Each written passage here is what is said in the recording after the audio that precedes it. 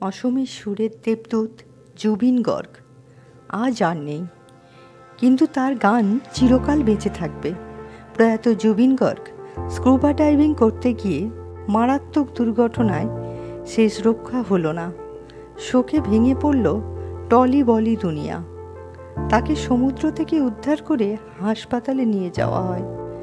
ডাক্তারদের পর্যবেক্ষণে ছিলেন তিনি, কিন্তু তিনি সুস্থ হননি। হাসপাতালের তরফে তার মৃত্যুর বিষয়টি নিশ্চিত করা হয়েছে। প্রয়াত টলিউড ও বলিউড বহুল জনপ্রিয় অসমীয়া সঙ্গীত শিল্পী এই জুবিন গর্গ। তার আকস্মিক মৃত্যুতে ভক্তরা মর্মাহত। ইয়া আলি, দিল তুহি বাতা মতো গানগুলি আজও শ্রোতাদের মুখে মুখে ফেরে। বোঝে না সে বোঝে না, পরাণ যায় জুলিয়ারে, খোকা 420-এর মতো হিট বাংলা ছবির অনেক গান তার গাওয়া। 18 নভেম্বর 1972 সালের জোরহাটে জন্মগ্রহণ করেন এই জুবিন গর্গ। তার পিতৃদত্ত নাম ছিল জীবন বড়ঠাকুর। 2006 সালে গ্যাংস্টার সিনেমার ইয়া আলি গান দিয়ে খ্যাতি অর্জন করেন তিনি। তারপর উপহার দিতে থাকেন একের পর এক হিট গান। অসমীয়া, বাংলা, হিন্দি এবং ইংরাজি সহ বিভিন্ন ভাষার 40,000-এরও বেশি গান রেকর্ড করেছেন তিনি। 1972 সালের 18 নভেম্বর মেঘালয় রাজ্যের তুরা শহরে জন্মগ্রহণ করেন এই জুবিন গর্গ। তার পিতার নাম মোহিনী এম বড়ঠাকুর, মাতার নাম স্বর্গীয়া ইলি বড়ঠাকুর। জুবিনের পরিবার শিবসাগরের জাঁজির বাসিন্দা ছিলেন। পিতা কর্মসূত্রে ম্যাজিস্ট্রেট হওয়ায় ছোটবেলা থেকেই বিভিন্ন জায়গায় বসবাস করতে হয়েছে তাকে। তার বাবা ছদ্মনামে কবিতা লিখতেন, আর মা ছিলেন একজন প্রতিভাবান নৃত্যশিল্পী, অভিনেত্রী ও গায়িকা। যদিও তিনি সেসবকে পেশা হিসেবে নেননি। মায়ের হাত ধরেই জুবিন প্রথম সঙ্গীত শিক্ষার স্বাদ পান। গুরু রথীন ব্যানার্জির কাছ থেকে ছোটবেলায় তবলা ও গান শেখেন এবং অসমীয়া লোক সংস্কৃতি পাঠ নেন রমণী রায়ের কাছ থেকে।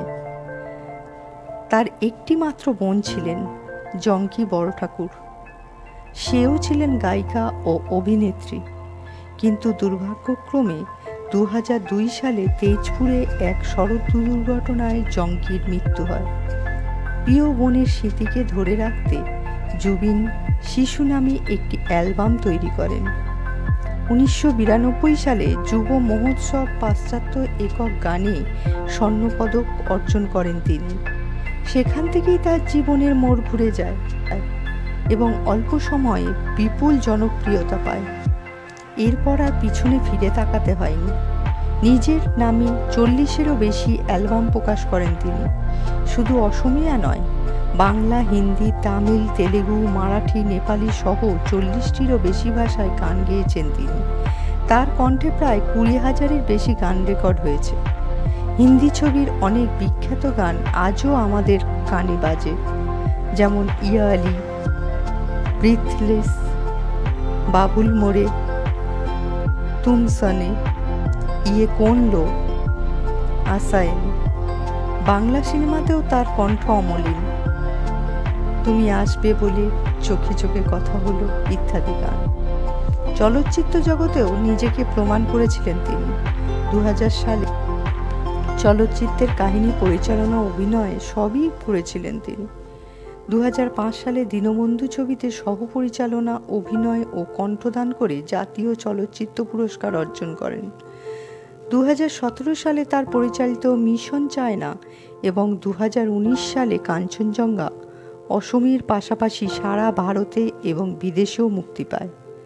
জুবিন গর্গ শুধু জনপ্রিয় গায়কই নন, বরং উত্তর পূর্ব ভারতের মানুষের কাছে এক আবেগ, এক প্রেরণা।